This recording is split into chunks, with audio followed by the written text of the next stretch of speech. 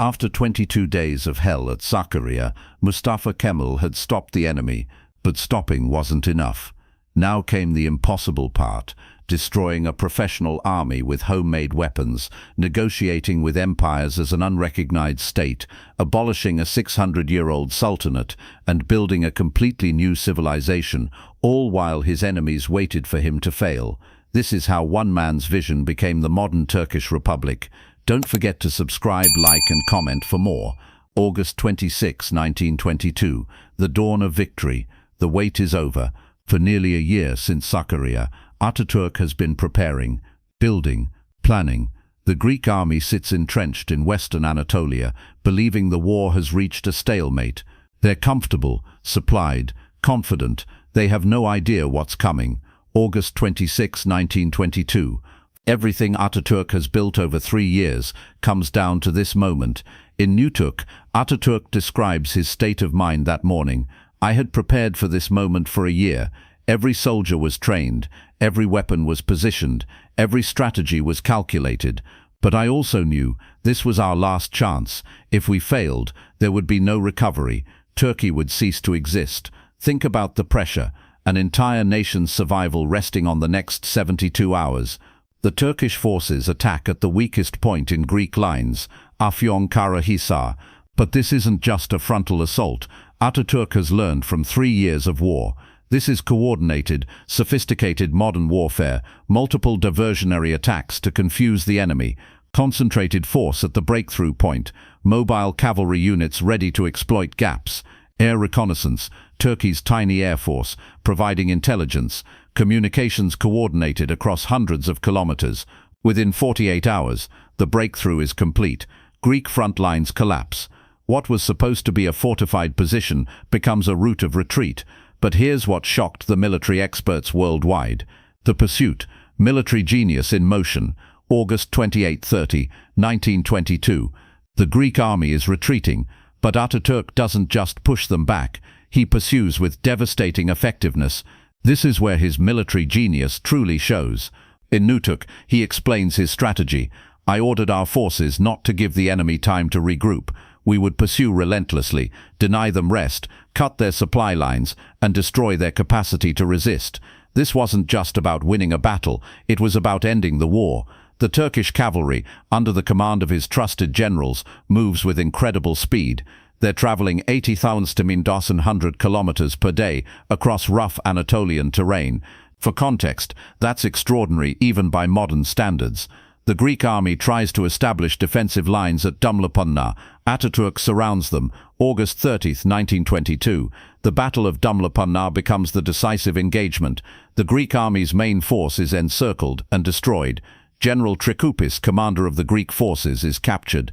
In Nutuk, Atatürk recalls their meeting.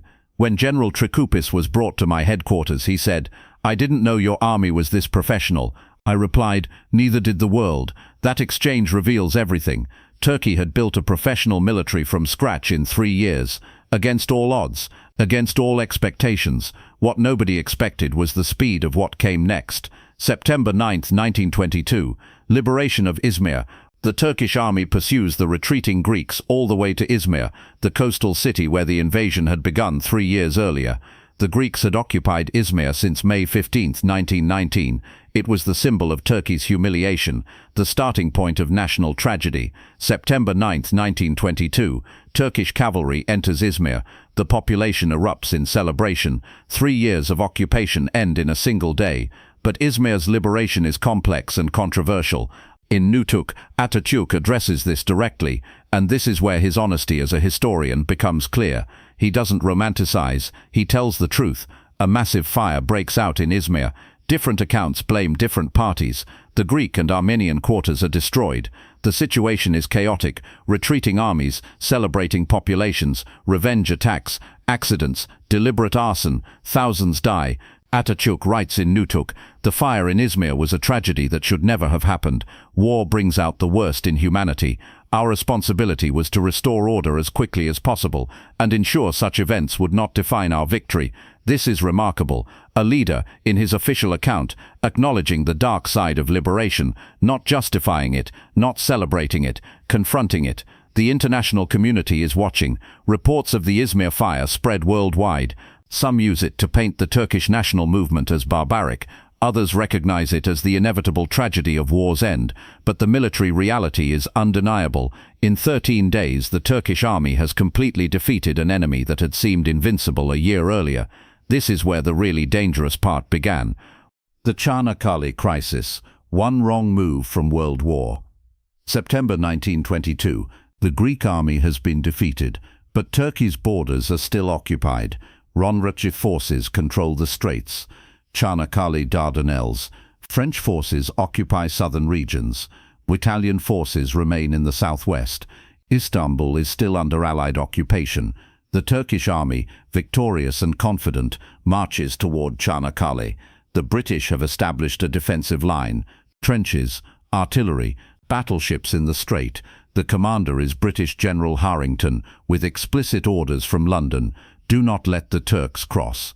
September-October 1922 becomes the Çanakkale crisis, one of history's most dangerous confrontations. Turkish and British forces face each other across barbed wire. One shot could trigger a war between Turkey and the British Empire. In Nutuk, Atatürk describes the tension. I knew that we had won the military war against Greece, but I also knew that Britain was a different matter entirely. We needed strategic patience. We had to be willing to fight if necessary, but wise enough to seek diplomatic solutions first. This reveals Atatürk's evolution as a leader. 3 years earlier, he had nothing to lose. Now he has everything to lose. A victorious army, a liberated territory, international recognition within reach. One wrong move destroys everything. The world watches. Will there be a Turkish-British war? The newspapers are full of speculation. British Prime Minister Lloyd George initially takes a hard line, but General Harrington, on the ground, recognizes the reality. The Turkish army is battle-hardened, motivated and numerous. A war would be bloody and possibly unwinnable. Negotiations begin. Britain agrees to an armistice. The Madonia Armistice, October 11, 1922, establishes one wrong Greek forces will withdraw from eastern Thrace. Allied forces will withdraw from Istanbul and the Straits. Eventually, a peace conference will be held to determine final borders. Turkish sovereignty will be recognized. Without firing a shot at Çanakkale, Atatürk achieves what he needs: international recognition and the right to negotiate Turkey's future. But the ultimate test of leadership was still coming. November 1, 1922, the abolition of the Sultanate. November 1922, the abolition of the Sultanate. November 1922, the military war is over. The diplomatic process has begun. Turkey has won. But Atatürk sees a problem that others don't yet recognize. The Ottoman Sultanate still exists. The Sultan in Istanbul is a puppet of the Allies, yes. He has no real power, yes. But he remains the symbolic and legal head of state. As long as the Sultanate exists, Turkey's revolution is incomplete. The old system can resurface. Foreign powers can manipulate the Sultan against the national government in Ankara. Atatürk makes a decision that shocks even his closest allies. The Sultanate must be abolished. Immediately, in Nutuk, he describes the debates in the Grand National Assembly. Many deputies were hesitant. Some were afraid of religious backlash. The Sultan was also the Caliph, the symbolic leader of Muslims worldwide. Some worried about international reaction. Some simply couldn't imagine Turkey without a Sultan after 600 years. But Atatürk pushes forward. He argues, sovereignty belongs unconditionally to the nation. We declared this in 1920. As long as the Sultanate exists, this principle is a lie. We must be consistent with our founding principle. The debate is fierce. This is democracy in action. Even Atatürk must convince, not command. He gives a speech that becomes legendary. In Nutuk he records it. Sovereignty is not taken by scholarship, debate or discussion. Sovereignty is taken by force, by power, by violence. The Ottoman dynasty appropriated the sovereignty of the Turkish nation by force 600 years ago. Now the Turkish nation has revolted and taken its sovereignty back. This is a fact. The only question is, will we formalize this fact, or will we continue the illusion that the Sultan has any legitimate claim? The logic is irrefutable. The vote is held. November 1, 1922, the Grand National Assembly votes to abolish the Sultanate. The Ottoman Empire, already dead in practice, officially ends. 6 centuries of dynastic rule terminate in a single vote. Sultan Mehmed VI, hearing the news, flees Istanbul on a British warship. The last Ottoman Sultan leaves his capital secretly, in the night, on a foreign vessel. The symbolism is complete. Wait until you hear what the world's reaction was. The international earthquake. Turkey shocks the world. The abolition of the Sultanate sends shockwaves worldwide. This isn't just Turkish news. This is a geopolitical earthquake. Consider the context of 1922. Most of the world still has monarchies. The British Empire is at its height. European powers believe in the civilizing mission of empire. The Middle East is being carved up by colonial powers. Egypt, Iraq, Arabia, all under various forms of foreign control or monarchy. And here's Turkey, a defeated power just 3 years ago, declaring, "We don't need kings, we don't need empires, we are a nation and we will govern ourselves." The international press reactions, documented in Nutuk, through collected newspapers. The Times, London. The Kemalists have abolished an institution that has stood for centuries. This is either the height of revolutionary madness or a glimpse of the future. Le Figaro, Paris. Turkey has entered an experiment without precedent in Islamic history. The New York Times. Atatürk has done what seemed impossible, modernized the East. But not everyone applauds. The Soviet Union watches carefully. They've just established their own revolutionary state. They see Turkey as either a potential ally or a competitor in the region. The British Empire is concerned. If Turkey can throw off monarchy and foreign influence, what about Egypt, Iraq, India? The Arab world is divided. Some see inspiration, nationalism over dynastic rule. Others worry about the separation of the caliphate from political power. This is where Atatürk made his most controversial decision yet. Lausanne, negotiating as equals. November 1922, July 1923. The Lausanne Conference. This is where Turkey will negotiate its final peace treaty with the Allied powers. But this isn't Versailles, this isn't Sèvres, this is different. Turkey comes to Lausanne as a victor, not a defeated nation. İsmet Pasha leads the Turkish delegation. He's Atatürk's most trusted ally, the hero of İnönü and Sakarya. But he's also deaf, a war injury. This becomes an unexpected diplomatic advantage. He can ignore statements he doesn't want to hear, buy time by asking for repetition, and control the pace of negotiations. The negotiations last 8 months. They're brutal. Britain, France, Italy, Greece and other powers are across the table. They want Ross control of the Straits, special privileges for their citizens, capitulations, autonomous regions within Turkey for minorities, economic concessions, territorial compromises. Turkey's position, as Atatürk instructs İsmet Pasha, complete independence, no capitulations, no foreign control, no territorial concessions beyond what is ethnically and strategically defensible. In Nutuk, Atatürk describes the strategy. "I told İsmet, if they won't give us honorable peace, we will return to war, and this time we will fight not just Greece but all of them if necessary. They must understand we are not bluffing." The negotiations nearly collapse multiple times. İsmet Pasha walks out at one point. Atatürk prepares the military for renewed conflict. The world holds its breath, but Atatürk has calculated correctly. The Allied powers are exhausted. Britain doesn't want another war. France is dealing with post-war recovery. Italy sees economic opportunities in friendship with Turkey. Greece is defeated and in political turmoil. July 24, 1923.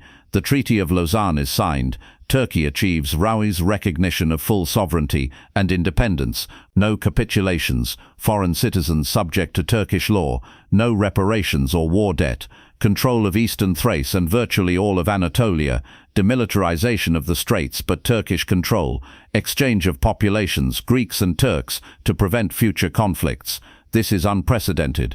A defeated power from World War I negotiating as an equal and achieving better terms than the victors. The prophecy about what would come next shocked even Turkey's supporters. October 13, 1923, Ankara becomes the capital. The Treaty of Lausanne is signed. Turkey is internationally recognized. The Sultanate is abolished. But Istanbul is still technically the capital, a city still recovering from years of occupation, filled with foreign influences and old imperial structures. Atatürk proposes something radical. Move the capital to Ankara. Istanbul, magnificent, historic, cosmopolitan, has been the capital of empires for 1,600 years: Roman, Byzantine, Ottoman, the city of Constantine, Justinian, Mehmed the Conqueror. How can you simply abandon it? But Atatürk's logic in Nutuk is clear. Istanbul represents the past: empire, sultanate, foreign occupation. Ankara represents the present and future: independence, national struggle, new Turkey. The capital must be in the heart of Anatolia, not on the edge looking to the past. October 13, 1923, the Grand National Assembly votes. Ankara becomes the official capital of Turkey. The symbolism is profound. Turkey is literally turning its back on empire and facing inward toward its own people. It's choosing a modest Anatolian town over a world-famous imperial city. It's prioritizing substance over prestige. And then came October 29, 1923, the birth of the Republic. Everything has led to this moment. The military victory, the birth of the Republic. Everything has led to this moment. The military victory, the diplomatic triumph, the abolition of the Sultanate, the new capital. Now comes the final transformation, the proclamation of the Republic. October 29, 1923, evening. The Grand National Assembly is in session. The constitutional amendment is proposed. Turkey will be a republic. Sovereignty belongs to the nation. The head of state will be an elected president, not a hereditary monarch. The vote is held. It passes. Mustafa Kemal is immediately elected as the first president of the Turkish Republic. Ismet Pasha becomes prime minister. In Nutuk, Atatürk reflects on this moment. When I was elected president of the Republic, I felt both pride and burden. Pride in what the Turkish nation had achieved, rising from occupation to independence, from empire to republic. Burden because I knew the real work was just beginning. Winning the war was hard. Building a modern nation would be harder. That night, celebrations erupt across Turkey, but they're different from the celebrations after military victories. These are quieter, more profound. People understand they're witnessing history, not just a change of government, but a change of civilization. The international reaction is mixed. Some countries immediately recognize the Republic, others hesitate. The Soviet Union recognizes quickly, a fellow revolutionary state. The United States takes longer. European powers are divided, but recognition or not, the fact is established. The Turkish Republic exists. It's democratic, it's secular, it's independent, and it's led by a man with a vision for radical transformation. His warning about what needed to happen next would prove prophetic. The revolution begins. Cultural transformation. 1923, 1927. The Republic is established. But Atatürk doesn't rest. In fact, in Nutuk, he's explicit. Political independence without cultural independence is meaningless. We had to modernize not just our government, but our entire society. What follows is a series of reforms so radical, so comprehensive, that they transform Turkish society from the ground up. November 1925, the hat law. Traditional headwear, fez, turban, is banned in favor of Western-style hats. This seems trivial until you understand the symbolism. The fez represented Ottoman tradition and Islamic conservatism. The Western hat represented modernity and secularism. In Nutuk, Atatürk explains, "Some called me a dictator for this, but I knew that as long as we dressed like the past, we would think like the past. Modernization must be total." December 1925, calendar and time reform. Turkey adopts the Gregorian calendar, replacing the Islamic calendar and Western clock system. Time itself becomes modern. March 1924, abolition of the Caliphate, even more controversial than abolishing the Sultanate. The Caliphate is the symbolic leadership of the global Muslim community. Atatürk abolishes it. His reasoning in Nutuk: the Caliphate had become a tool for foreign powers to interfere in Turkey. It connected us to a past we needed to move beyond. Turkey must be a secular nation-state, not a religious empire. The Islamic world reacts with shock. Some Muslims see it as betrayal. Others see it as liberation from Ottoman claims over Islam. April 1924, educational revolution. Religious schools, madrasas, are closed. A unified secular, compulsory education system is established. Girls and boys will learn together. Science, mathematics, history, all modern curriculum. October 1926, legal revolution. The entire Ottoman legal system, based on Islamic Sharia law and centuries of tradition, is replaced. Turkey adopts Rundra, Swiss civil code, family law, property rights. Italian penal code, Criminal law. German commercial code, business law. This means Rundra women gain equal rights to divorce, inheritance, testimony. Polygamy is banned. Civil marriage becomes mandatory. Religious ceremonies optional. Secular courts replace religious courts. These aren't just legal changes, they're a complete reimagining of society. But the most symbolic change was still to come. November 1, 1928, the Alphabet Revolution. If you want to understand the radical nature of Atatürk's vision, understand this: he changed the alphabet. For 1,000 years, Turkish had been written in Arabic script. The entire literary tradition, all historical documents, every book, Arabic letters. Now, in 1928, Atatürk proposes adopting the Latin alphabet. The opposition is fierce. Critics argue, Delinquit gets off from their history. Millions will become illiterate overnight. Delinquit proposes adopting the Latin alphabet. The opposition is fierce. Critics argue, 1928, Delinquit kept Turks off from their history. Millions will become illiterate overnight. It will destroy Islamic connections. It's unnecessary Western imitation. Atatürk's response in Nutuk. The Arabic script is beautiful, but it's not practical for Turkish. It has 27 letters, but Turkish needs more vowel sounds. Literacy is low because the script is difficult to learn. If we want a modern, educated nation, we need a practical alphabet. But there's more. Atatürk knows that changing the alphabet will force a break with the Ottoman past. Young Turks learning the new alphabet won't be able to read Ottoman documents without special training. This isn't a bug, it's a feature. It forces the nation to look forward, not backward. The law passes. Schools across Turkey begin teaching the new alphabet. Atatürk himself tours the country with a portable blackboard, teaching adults in public squares. There are famous photographs, the President of the Republic, chalk in hand, teaching the alphabet to villagers. Within 2 years, literacy rates begin climbing dramatically. The Latin alphabet proves easier to learn. A new generation of Turks emerges, literate in the new script, trained in modern schools, prepared for the 20th century. This is where even Atatürk's supporters thought he'd gone too far. 1934, the surname law.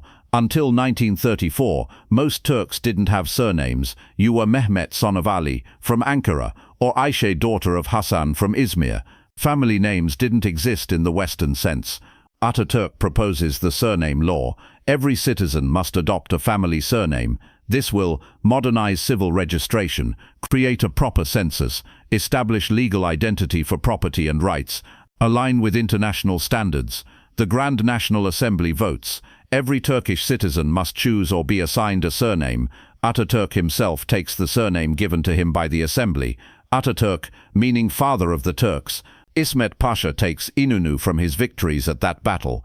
Other generals take surnames related to their achievements. Citizens choose surnames based on occupations, characteristics, places, or personal preference. This seems administrative, but it's profound. It creates a modern concept of family identity. It breaks tribal and regional loyalties in favor of national citizenship. It makes everyone equal before the law. No noble names, no hereditary titles. And then came the most radical reform of all, 1934, women's suffrage. Remember, this is 1934. In the United States, women got the vote in 1920. In Britain, full voting equality came in 1928. France wouldn't give women the vote until 1944. Switzerland, supposedly the model democracy, not until 1971. Turkey grants women full political equality in 1934, right to vote, right to run for office, 18 women elected to parliament in first election, right. In Nutuk, Atatürk explains his philosophy. A civilization that keeps half its population in the home and out of public life cannot advance. Turkish women fought in the War of Independence. They deserve full equality in the Republic, but it goes beyond suffrage. The reforms systematically dismantle patriarchy. Girls must attend school. Women can work in any profession. Forced marriage is illegal. Women control their own property. Divorce rights are equal. Polygamy is banned. Women don't need male permission for legal matters. Turkey, an Islamic country emerging from centuries of empire, becomes one of the world's most progressive nations regarding women's rights. The symbolism is global. If Turkey can do this, what excuse do Western nations have? His final reflection in Nutuk revealed the true scope of his vision. October 1927, the speech itself. We've covered the events, But remember, all of this is being told by Atatürk in October 1927, over 6 days, 36 hours, and 31 minutes. Why give this speech? What's the purpose of Nutuk? In the speech's conclusion, Atatürk explains, "I have told you this story from May 19, 1919 to today because the Turkish nation must know the truth, not legends, not myths, not propaganda, the truth. You must know how hard this was, how close we came to failure, how many times everything hung by a thread. I tell you this so you will value what you have, so you will protect it, so you will continue to build it. I tell you this so you will understand, nothing is inevitable. Turkey's independence wasn't destiny, it was choice. Turkey's modernization isn't automatic, it requires constant effort. I tell you this so you will know, if one generation can accomplish what we did, imagine what you can accomplish. This republic belongs to you now. I have shown you how it was built. Now you must defend it and advance it." The delegates listen in silence. For 6 days they've heard the complete story, the victories and the mistakes, the genius and the luck, the sacrifices and the compromises. When Atatürk finishes, the hall erupts. Not just applause, grown men crying, the entire assembly standing. The ovation lasts 20 minutes. They understand what they've heard, not just a historical account, but a blueprint, a manual for building nations, a philosophy of leadership, a declaration of human possibility. But here's what even those delegates didn't fully understand at the time. The legacy, how Atatürk changed the world. What happened after Atatürk was delivered in 1927? The speech was transcribed, published, and distributed. It became the founding document of the Turkish Republic. More than a constitution, it was a manifesto of national identity. But its influence spread far beyond Turkey. Independence movements. Gandhi read Atatürk and applied its lessons to Indian independence. Nehru studied it as a model of post-colonial state building. Ho Chi Minh adapted its military strategies for Vietnam. Nasser in Egypt looked to it for Arab nationalism. Algerian revolutionaries translated key passages. African independence leaders in the 1950s-60s cited it. Military academies. West Point analyzes the Sakarya campaign. Sandhurst studies the Great Offensive. Soviet military schools examined the multi-front strategy. Israeli defense forces studied the nation-building aspect. Chinese military academies translated sections. Political science, how to build a state from scratch, managing civil-military relations, democratic transition from authoritarian systems, religious in religious societies, rapid modernization strategies, leadership studies, decision-making under impossible odds, building consensus while maintaining vision, knowing when to fight and when to negotiate, long-term strategic thinking, communication and narrative control. In Nutuk, Atatürk wasn't just telling Turkey's story, he was creating a textbook for 20th century nation building, and the most shocking part, he predicted exactly what challenges would come, the warnings, what Atatürk foresaw. Throughout Nutuk, Atatürk includes warnings about the future.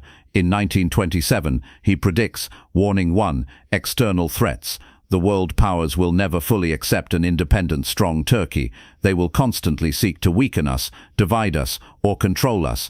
Vigilance is not paranoia, it is realism. This proves true throughout the 20th century and continues today. Warning 2, internal divisions. The greatest threat to Turkey will come not from outside, but from within. Those who resist modernization, those who seek personal power over national interest, those who would return to the past. Turkey faces coups, political instability, and ongoing debates about secularism versus religion throughout its history. Warning 3, complacency. Each generation must earn independence anew. If you think freedom is permanent once won, you will lose it. Eternal vigilance, continuous improvement, constant defense of principles. This is the price of civilization. Warning 4, education. Everything depends on education. If we fail to educate our children in science, reason and national values, all our military victories will be meaningless. The real battle is in schools and universities. Warning 5, unity. We are Turkish, we are Muslim, we are citizens of the Republic. These identities must complement, not compete. The moment we let ethnicity, religion or region divide us, we become weak. These warnings weren't abstract. Atatürk knew that what he built could be destroyed. Nutuk was his insurance policy, a record that future generations could return to, remember and rebuild from if necessary. But his vision extended beyond even his own nation. The global message, what Nutuk teaches humanity. Strip away the specifics of Turkey. What universal lessons does Nutuk contain? Lesson 1. The impossible is possible. May 19, 1919. One man with no resources. October 29, 1923. A modern republic. If that's possible, what else is? Lesson 2. Leadership is service. Atatürk could have made himself sultan. He could have enriched himself. He could have created a dynasty. He didn't. He created a democracy and term limits. He saw himself as temporary steward, not permanent ruler. Lesson 3. Principles over popularity. Many of Atatürk's reforms were deeply unpopular initially. The alphabet change, the abolition of the caliphate, women's rights. He did them anyway because they were right. Lesson 4. Democracy requires citizens. You can't just declare democracy and expect it to work. You need educated citizens, rule of law, institutional structures, cultural values. Atatürk spent as much effort on education as on military victory. Lesson 5. Modernization is not westernization. Turkey adopted Western systems, but kept Turkish identity. You can modernize without losing yourself. You can change without betraying your values. Lesson 6. Unity in diversity. Turkey succeeded by uniting diverse groups, Kurds, Arabs, Lars, Circassians, various sects of Islam, under common citizenship, not by forcing uniformity, but by creating shared purpose. Lesson 7. The long game. Atatürk thought in decades, not days. The reforms of 1920s were designed for the 21st century. Short-term pain for long-term gain. These aren't just Turkish lessons, they're human lessons. And here's what military strategists worldwide discovered in Nutuk. The military masterclass, strategy analysis. Military historians have dissected Nutuk for strategic insights. Strategic patience. After Sakarya, Atatürk waited a year before the final offensive. Most commanders would have pressed the advantage. He built strength first, multi-front management, simultaneously fighting Greeks, Armenians, French, managing British, negotiating with Soviets. Each front required different strategy. Atatürk never let one crisis distract from others. Asymmetric warfare, fought professional armies with guerrilla tactics, then transitioned to conventional warfare when strong enough, knew when to use which approach. Intelligence and reconnaissance. Atatürk's forces consistently knew more about enemy positions than the reverse. Information warfare before the term existed, morale as multiplier. Turkish forces were often outnumbered and outgunned. They won through superior motivation and morale. Atatürk understood psychological warfare. Logistics, the boring part that wins wars. Nutuk details obsessive attention to supply lines, ammunition reserves, medical care, civil-military coordination. The Grand National Assembly controlled strategy but trusted military execution. Perfect balance of civilian control and military effectiveness. Diplomatic military synergy, used military pressure to gain diplomatic leverage, used diplomatic success to avoid military costs.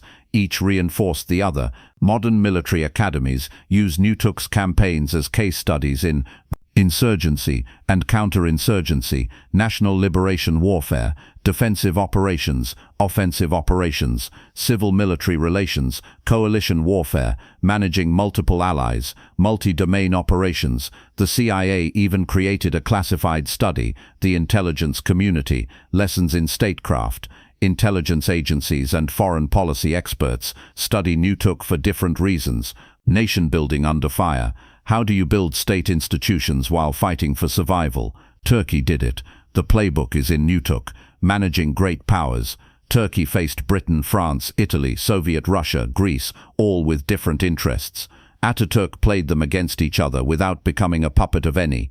Information control. Atatürk controlled the narrative. He understood that perception shapes reality. The national movement's newspaper, its messaging, its symbolism, all carefully managed. Leadership succession. By creating democratic institutions, Atatürk ensured Turkey would survive his death, 1938. Many revolutionary leaders fail at this. He succeeded. Rapid modernization. The reforms of 1920s, 1930s transformed Turkey in a decade. How? Central planning, clear vision, ruthless prioritization, popular mobilization, secular democracy in Muslim society, considered impossible in 1923, Turkey proved it could be done.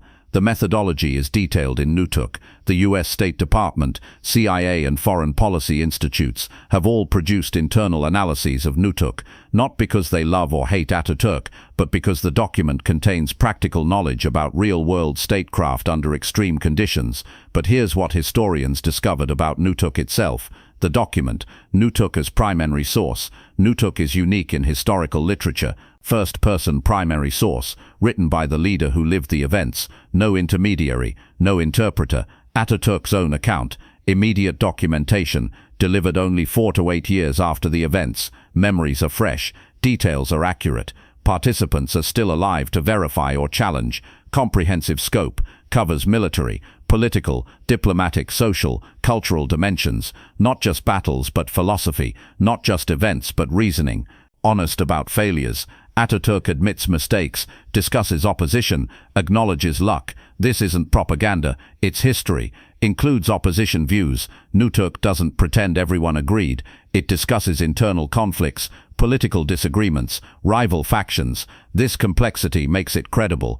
Documentary evidence. The second part of Nutuk is vesikala, documents, telegrams, letters, orders, speeches, the original sources that prove the narrative.